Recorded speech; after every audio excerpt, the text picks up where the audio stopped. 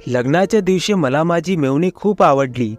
त्यामुळे मी लग्नाच्या पहिल्या रात्री माझ्या पत्नीला एका अंधाऱ्या खोलीत बंद केले आणि सगळीकडे आरडाओरडा केली की माझी बायको तिच्या प्रियकरासोबत पळून गेली. आणि मी माझ्या सासू सासऱ्यांना म्हटलं की जर लोकांना कळाले की लग्नाच्या पहिल्या रात्रीच माझी बायको तिच्या प्रियकरासोबत पळून गेली आहे तर ते लोक माझ्या तोंडात शेण घालतील, मला बोटे दाखवतील, म्हणतील की याच्यामध्येच काहीतरी कमी आहे, म्हणून त्याची बायको लग्नाच्या पहिल्या रात्री याला सोडून निघून गेली. लोक माझ्याबद्दल तोंडात येईल ते बोलतील. त्यामुळे तुम्ही माझं लग्न तुमच्या लहान मुलीशी लावून द्या. नाईलाजाने माझ्या सासू सासऱ्यांनी त्यांच्या लहान मुलीचे लग्न माझ्याशी लावून दिलं. मी खूप खुश होतो. आज आमच्या मिलनाची रात्र होती. मी खूप आनंदाने तिच्या रूममध्ये गेलो तर ती चेहऱ्यावर घुंगट ओढून पलंगावर माझी वाट पाहत बसली होती. मी खूप उत्तेजित झालो होतो. मी अति उत्साहाने तिच्या चेहऱ्यावरचे घुंगट बाजूला करायला गेलो. तेव्हा घुंगट बाजूला करताच जे दिसलं ते पाहून तर माझ्या पायाखालची जमीनच सरकली. कारण तेथे तर मी दुबईला राहून नोकरी करायचो. मी काही दिवसांसाठी सुट्टी काढून परत भारतात म्हणजे आपल्या गावी आलो होतो. माझं वय आता कमीत कमी 26 ते 27 वर्ष होतं. लग्नाचं वय झाल्यामुळे माझ्या आईला आता सुनेचं तोंड बघायची इच्छा होती. ती लग्न कर म्हणून सतत माझ्या मागे होती. तिला माझ्या लग्नाची काळजी वाटत होती. त्यामुळे तिने माझ्यासाठी एक स्थळ पसंत केलं. काही दिवसानंतर माझं लग्न पूजा नावाच्या मुलीशी अगदी धूमधडाक्यात करण्याचं ठरलं. मी आईच्या पसंतीने लग्नासाठी तयार झालो होतो. आईने मला सांगितलं की पूजाला अजून एक लहान बहीण होती. तिचं नाव प्रिया होतं. पूजा दिसायला खूप सुंदर आणि गोरीपान होती. माझी आई तिच्या होणाऱ्या सुनेचं खूप कौतुक करत होती. पण माझी आई जेवढं पूजाचं कौतुक करत होती तेव्हा हे सगळं खरं आहे की खोटं हे तर पूजाला बघितल्यानंतरच समजणार होतं. माझं लग्न खूप घाई गडबडीत आणि आईच्या पसंतीने होत असल्यामुळे मला मुलगी बघण्यासाठी वेळच मिळाला नाही. म्हणजे मी पूजाला लग्न अगोदर पाहिलं नव्हतं. घरच्यांनी जेव्हा मी दुबईत होतो तेव्हा माझ्यासाठी अगोदरच मुलगी पसंत करून ठेवली होती. मला माझ्या आईवडिलांवर पूर्ण विश्वास होता की ते माझ्यासाठी चांगलीच मुलगी शोधतील. माझं लग्न घाई गडबडीत होत असल्यामुळे तसेच मी माझ्या आईवडिलांचा एकुलता एक मुलगा असल्याने दोन्ही घरी लग्नाची तयारी खूप जोरात चालू होती. सर्वजण लग्नाची तयारी करण्यात व्यस्त होते. माझ्या आईने लग्नाचे 4-5 दिवस अगोदरच माझ्या होणाऱ्या पत्नीचा नंबर दिला आणि म्हणाली, दीपक, तू तुझी होणारी बायको म्हणजे पूजाला पाहिलं नाहीस, पण काही हरकत नाही. तसेही ती दिसायला खूप सुंदर आहे. ती तुला आवडल्याशिवाय राहणार नाही. पण लग्ना अगोदर तुझ्या होणाऱ्या बायकोला काही बोलायचे असेल तर बोलून घे. आईने जेव्हा मला माझ्या होणाऱ्या बायकोचा नंबर दिला तर मी तिचा फोन नंबर स्वतःजवळ जपून ठेवला. मी विचार केला की भलेही माझं लग्न घाई गडबडीने होत आहे पण काही हरकत नाही. मी माझ्या बायकोला लग्नाच्या अगोदर फोन लावून नक्की बोलेन आणि लग्ना अगोदर तिला भेटायलाही बोलवेन. मी पूजाचा नंबर जपून ठेवला होता. पण लग्नाच्या तयारीच्या धावपळीत तिला फोन करण्यासाठी मला वेळच मिळत नव्हता. मी माझ्या आईवडिलांचा एकुलता एक मुलगा असल्याने लग्नाच्या तयारीची सर्व जबाबदारी माझ्यावरच होती. मला पूजाला अशा वेळी फोन लावून बोलायचे होते की माझी त्यावेळी माझ्या आसपास कोणीच नसेल, कारण मी तिच्याशी निवांतपणे बोलू शकेल. पण जेव्हापासून मला आईने नंबर दिला होता तेव्हापासून मला तिला फोन लावण्यासाठी निवांत वेळ मिळतच नव्हता. आणि बघता बघता माझ्या लग्नाचा दिवस जवळ येऊन ठेपला. आता माझ्या आणि पूजाच्या लग्नाला फक्त 2 दिवस उरले होते. मी विचार केला, जाऊ दे, लग्न अगोदर नाही भेटलो तर काय झालं. आता 2 दिवसानंतर पूजा लग्न करून आमच्या घरीच तर येणार आहे. मग आता भेटायची काय गरज आहे. लग्नाची गडबड चालू असल्याने मी पूजाचा फोटोसुद्धा पाहिला नव्हता. मी सगळं काही माझ्या आईवडिलांवर सोडून दिलं होतं. लग्नाच्या 2 दिवस अगोदर मार्केटमध्ये गेलो होतो. तेव्हा तेथे सामान घेताना मला माझ्या कॉलेजमधला जुना मित्र भेटला. तो म्हणाला की माझ्या ऐकण्यात असं आलं आहे की तुझं लग्न जमलं आहे. त्याने मला प्रश्न केला की लग्नाच्या पहिल्या रात्री तू वहिनीला काय गिफ्ट देणार आहेस. मित्राचा हा प्रश्न ऐकून मी गोंधळून गेलो, कारण ही गोष्ट माझ्या लक्षातच आली नव्हती. म्हणजे मी या गोष्टीचा विचार केला नव्हता. मी माझ्या मित्राला माझ्या घरची सर्व परिस्थिती सांगितली आणि हेही सांगितलं की माझं लग्न किती घाई गडबडीने होत आहे आणि मला माझ्या होणाऱ्या बायकोच्या आवडीनिवडीविषयी काहीच माहिती नाही. तेव्हा यावर माझा मित्र म्हणाला, यात काय अवघड आहे? ही फोनची दुनिया आहे आणि जर तुझ्याजवळ वहिनीचा नंबर असेल तर त्यांना फोन लावून विचार की त्यांना काय आवडते. मला माझ्या मित्राचं म्हणणं पटलं. त्या कारणाने माझं आणि पूजाचं बोलणंही होईल. मी मार्केटमध्येच थोडं बाजूला होऊन पूजाला फोन लावू लागलो. माझ्या हृदयाची गती वाढली. माझ्या छातीत धडधडू लागलं. फोन कोण उचलेल, पूजा की तिची लहान बहीण प्रिया? मी फोन लावताच माझ्यापासून थोड्याच अंतरावर फोनची रिंग वाजत असल्याचे मला दिसून आले. ज्या बाजूने आवाज येत आहे त्या बाजूला मी वळून पाहिलं तर माझ्यापासून काहीच अंतरावर एका पार्लरच्या बाहेर 2 मुली एकमेकांशी बोलत उभ्या होत्या. त्यांच्यापैकी एका मुलीच्या हातात मोबाईल होता. जिच्या हातात मोबाईल होता त्या मुलीने फोन रिसीव्ह केला. जेव्हा त्या मुलीने हॅलो म्हटलं, मी तर एकदम आश्चर्यचकित झालो, कारण तिचा आवाज इतका कडक होता की फोनच्या बाहेर तो स्पष्टपणे आजूबाजूच्या लोकांना ऐकू जात होता. लोक माझ्या तोंडाकडे बघू लागले. त्यामुळे मी थोडं बाजूला झालो आणि बोलण्याचा प्रयत्न करू लागलो. मी खूप बारकाईने त्या 2 मुलींना बघत होतो. त्या 2 मुलींनी माझ्याकडे पाहिलं नव्हतं आणि ज्या मुलीने फोन उचलला होता ती मुलगी दिसायला खूप सुंदर होती. तिला बघताच मी तिच्या प्रेमात पडलो होतो. तिला बघताच मी देवाजवळ प्रार्थना करू लागलो की हीच मुलगी पूजा म्हणजे माझी होणारी बायको असावी. त्या मुलीने फोन उचलताच विचारले की कोण बोलत आहे. तेव्हा मी सांगितलं की मी दीपक बोलत आहे. माझं नाव ऐकताच ती मुलगी काही वेळ गप्प झाली. त्यानंतर ती म्हणाली की मी प्रिया बोलत आहे. प्रिया हे नाव ऐकताच मला फार दुःख झालं. जणू कोणीतरी झोपेत माझ्या डोक्यात दगड घातला आहे. तिने तिच्या सोबतच्या मुलीला काही इशारा केला. कदाचित ती पूजा होती. मी एका खोल नजरेने पूजाकडे पाहिलं. तेव्हा मी खूप नाराज झालो, कारण प्रियाच्या समोर ती तर एकदम कुरूप दिसत होती. त्या दोघींनी एकमेकींना इशारा केला आणि प्रिया म्हणाली की पूजा तुमच्याशी नंतर बोलेल, कारण आम्ही आता थोडंसं बाहेर आलो आहोत. जर तुम्हाला काही महत्त्वाचे बोलायचे असेल तर तुम्ही मला सांगा, मी तिला तुमचा निरोप देईल. पूजाला बघून मी इतका नाराज झालो होतो की मी काही न बोलताच फोन ठेवून दिला. मी पूजासाठी काहीच गिफ्ट घेतलं नाही. तिथून निघून आलो. काही वेळानंतर माझा फोन वाजू लागला. मी नंबर पाहिला तर त्याच नंबरवरून परत फोन आला होता. पण पूजाला पाहिल्यापासून कोणालाही बोलण्याची माझी इच्छाच राहिली नव्हती.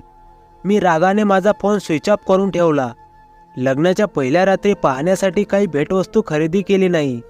मला हेच कळत नव्हतं की आईने पूजामध्ये असं काय पाहिलं होतं की तिने तिला पसंत केलं होतं, कारण ती पूजाचे जेवढे कौतुक करत होती ते तर सर्व गुण प्रियामध्ये होते.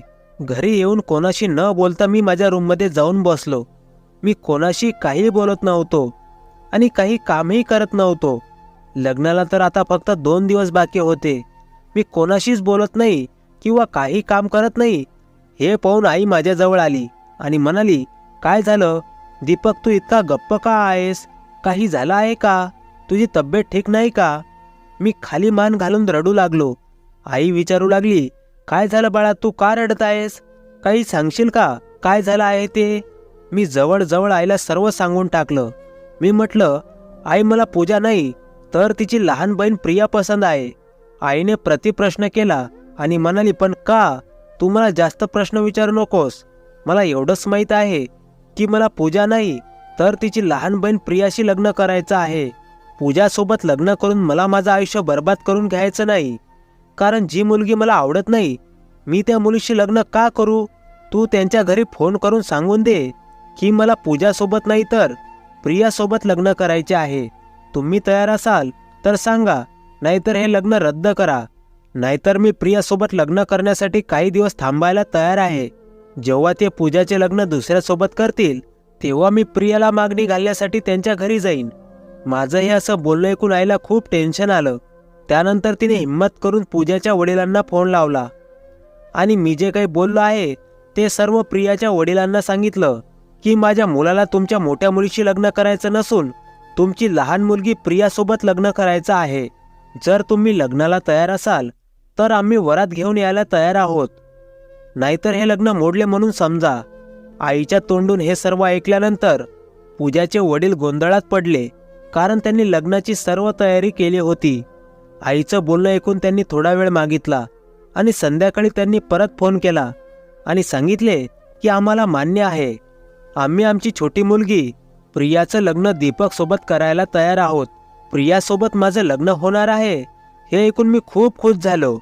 मी तर आनंदाने नाचू लागलो, कारण जी मुलगी मला फोनवर बोलली होती ती प्रियाच होती आणि ती माझी लाईफ पार्टनर बनण्याचे योग्य होती. आम्ही 2 दिवसानंतर प्रियाच्या घरी वरात घेऊन गेलो. आमचे खूप चांगल्या प्रकारे स्वागत करण्यात आले. मी खूप आनंदी होतो, कारण मला ज्या प्रकारे जीवनसाथी हवा होता अगदी त्याच प्रकारे प्रिया होती. मी माझ्या मनात माझ्या होणाऱ्या बायकोची जी प्रतिमा मनात तयार केली होती, प्रिया अगदी तशीच होती, जणू स्वप्नातली सुंदर परीच. वरमाला घालण्यासाठी मला स्टेजवर बोलावण्यात आलं. प्रियाला मन भरून पाहण्यासाठी मी उतावळा झालो होतो.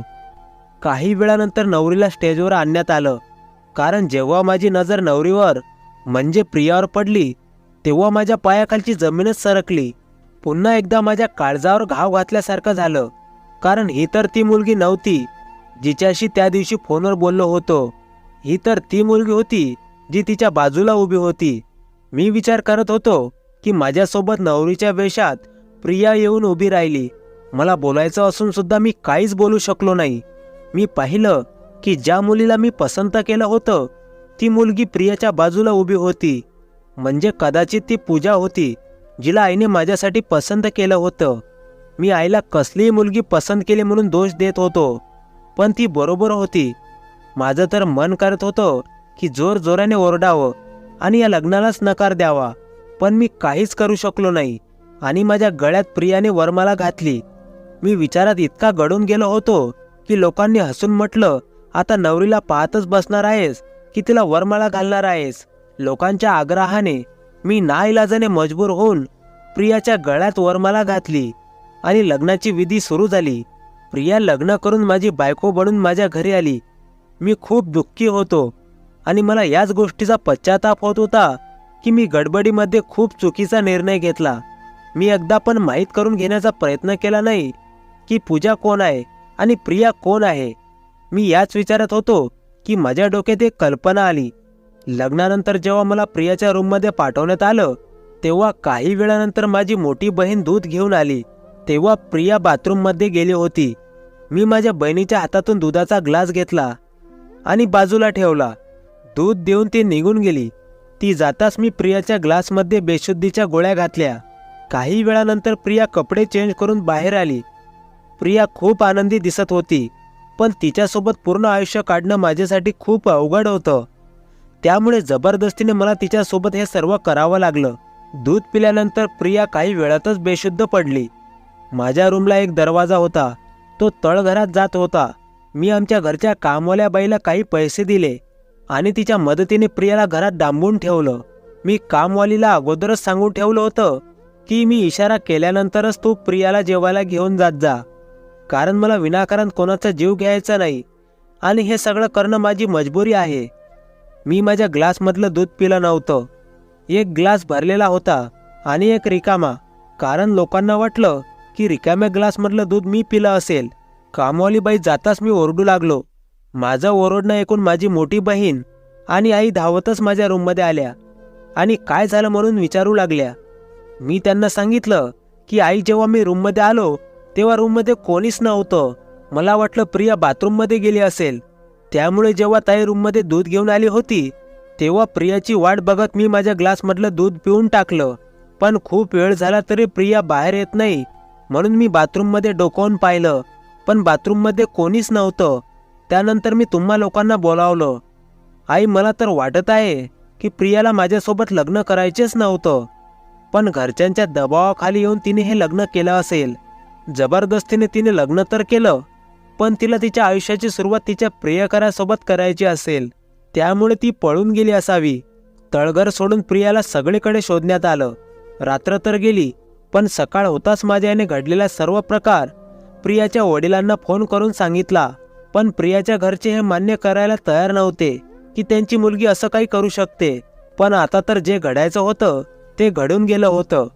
आईने प्रियाच्या वडिलांना म्हटलं की हे महत्त्वाचं नाही की तुम्हाला मुलींच्या मनातली प्रत्येक गोष्ट कळावी.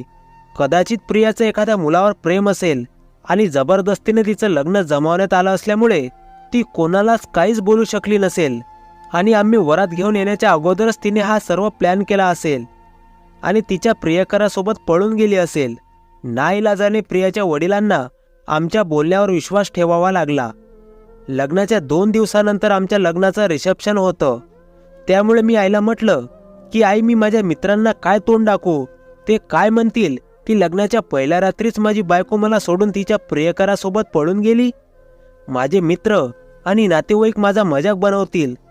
त्यामुळे आमच्या वडिलांना सांग की त्यांची मोठी मुलगी पूजा, तिच्यासोबत माझं लग्न लावून द्या. शेवटी माझं लग्न तर तिच्याशीच होणार होतं ना, आणि लोकांना काही कळणारही नाही आणि आपल्या सर्वांची इज्जत पण वाचेल. आईला पण मी जे बोलत आहे ते योग्य वाटलं, कारण हा आमच्या घरच्या इज्जतीचा प्रश्न होता. त्यामुळे आईने खूप विचार करून हा प्रस्ताव प्रियाच्या वडिलांसमोर ठेवला. आमच्या घरी पैशाला काहीच कमी नव्हती आणि मी पण दुबईत चांगली कमाई करत होतो. त्यामुळे त्या लोकांनी प्रस्ताव मान्य केला. अगोदर माझं लग्न पूजासोबतच होणार होतं आणि त्यांच्या इज्जतीचा पण प्रश्न होता. माझं आणि पूजाचं लग्न साध्या पद्धतीने लावून देण्यात आलं. पूजासोबत लग्न झाल्यानंतर मी खूप खुश झालो, कारण मी जसा विचार केला होता अगदी तसंच होत होतं. मी सारं आयुष्य प्रियासोबत घालू शकत नव्हतो. मी विचार केला होता की पूजासोबत लग्न केल्यानंतर मी प्रियाला गुपचूप तळघरातून काढून आजाद करेन. जर तिने खरं काय घडलं होतं हे जर सर्वांना सांगितलं तर मी हेच म्हणेन की ती तिच्या प्रियकरासोबत पळून गेली होती आणि आता तिच्या प्रियकराने सोडून दिल्यामुळे ती परत आली आहे आणि मला गुन्हेगार ठरवण्यासाठी ती माझ्यावर आरोप करत आहे. पूजासोबत लग्न झाल्यानंतर मी खूप खुश होतो. त्या आनंदातच मी पूजाच्या रूममध्ये गेलो. आज मी आनंदाने वेडा झालो होतो, पण जेव्हा मी पूजाच्या चेहऱ्यावरून घुंगट बाजूला केलं तेव्हा माझ्या पायाखालची जमीनच सरकली. नवरीला बघून पुन्हा माझ्या काळजावर घाव घातल्यासारखे झाले, कारण ही पूजा नव्हती, प्रिया होती, जिला मी तळघरात डांबून ठेवलं होतं. पण हे कसं होऊ शकतं? मी हा विचार करतच होतो की कोणीतरी माझ्या मागून टाळ्या वाजवत माझ्या रूममध्ये आलं. मी मागे वळून पाहिलं तर ती पूजा होती. पूजा टाळ्या वाजवत कारस्थानी नजरेने माझ्याकडे पाहत असली आणि म्हणाली, वा दीपक, तू आमच्या दोघींचे जीवन उद्ध्वस्त करून टाकलंस. जेव्हा तू फोनवर म्हणालास की माझी बहीण तिच्या प्रियकरासोबत पळून गेली तेव्हा मला तुझ्या गोष्टींवर विश्वास बसला नव्हता. पण मी त्यावेळेस काहीच बोलले नाही, कारण मला माहीत होतं की कोणीच माझ्यावर विश्वास ठेवणार नाही. त्यामुळे मी तुझ्याशी लग्न केलं आणि जेव्हा लग्न करून मी या घरामध्ये आले तेव्हा मी या रूममध्ये सगळीकडे पाहिलं, या रूममध्ये कुठे काय आहे. मला एक दरवाजा दिसला. मी तो उघडला आणि पाहिलं की हा दरवाजा तर तळघराकडे जात आहे. माझ्या मनात विचार आला की नक्कीच माझी बहीण या तळघरातच असेल आणि मी तळघरात प्रवेश केला. मी जसजशा पायऱ्या उतरत होते तेव्हा माझ्या कानी कोणीतरी वेदनेने विवळत असल्याचा आवाज येत होता. मी जेव्हा आत गेले तर मला प्रिया दिसली. प्रिया बेशुद्ध अवस्थेत तिथे पडून होती. पण मला हे समजले नाही की तू आम्हा दोघी बहिणींसोबत असं का केलं? आम्ही तुझं काय वाटोळं केलं होतं? पूजा हा प्रश्न विचारताच मी हमसून हमसून रडू लागलो आणि तिला सर्व सत्य सांगून टाकलं आणि हे पण सांगितलं की ज्या दिवशी मी तुला फोन केला होता त्या दिवशी मी तुला एका कोपऱ्यातून बघत होतो. जेव्हा तू फोन रिसीव्ह केला होता तेव्हाच तू मला आवडली होतीस आणि मी देवाला प्रार्थना करत होतो की हे देवा, हीच मुलगी पूजा असू दे. पण तू तुझं नाव प्रिया सांगितलंस, त्यामुळे मला वाटलं की तूच प्रिया आहेस. प्रिया हे नाव ऐकताच माझं मन दुःखी झालं. पूजाने म्हटलं की मला काय माहीत होतं की तू मला बघत आहेस. मी तर तुझ्यासोबत छोटासा मजाक केला होता. मला काय माहीत होतं की आम्हा दोघी बहिणींचा मजाक आमचं आयुष्य उद्ध्वस्त करून टाकेल आणि आम्हाला या वळणावर आणून ठेवेल. पण दीपक, तू तर ना माझ्या लायक आहेस ना माझ्या बहिणीच्या लायक आहेस. आम्ही दोघेही तुला सोडून जात आहोत, कारण तू एकदाही विचार केला नाहीस की आम्हाला काय वाटेल. तू तुझ्या आनंदासाठी आमचं आयुष्य बर्बाद करून ठेवलं. पूजा आणि प्रिया मला सोडून निघून गेल्या होत्या आणि या सगळ्या गोष्टी घरच्या लोकांना माहीत झाल्या होत्या. पूजाने बरोबर म्हटलं होतं की मी माझ्या आनंदासाठी त्या दोघींचं आयुष्य उद्ध्वस्त केलं होतं. मित्रांनो, तुम्हाला ही कथा कशी वाटली कमेंट करून नक्की सांगा आणि चॅनलवर नवीन असाल तर चॅनलला प्लीज सबस्क्राईब करा. शेवटपर्यंत कथा बघितल्याबद्दल तुमच्या मनापासून खूप खूप आभार. पुन्हा भेटू नवीन कथेसह. तोपर्यंत धन्यवाद.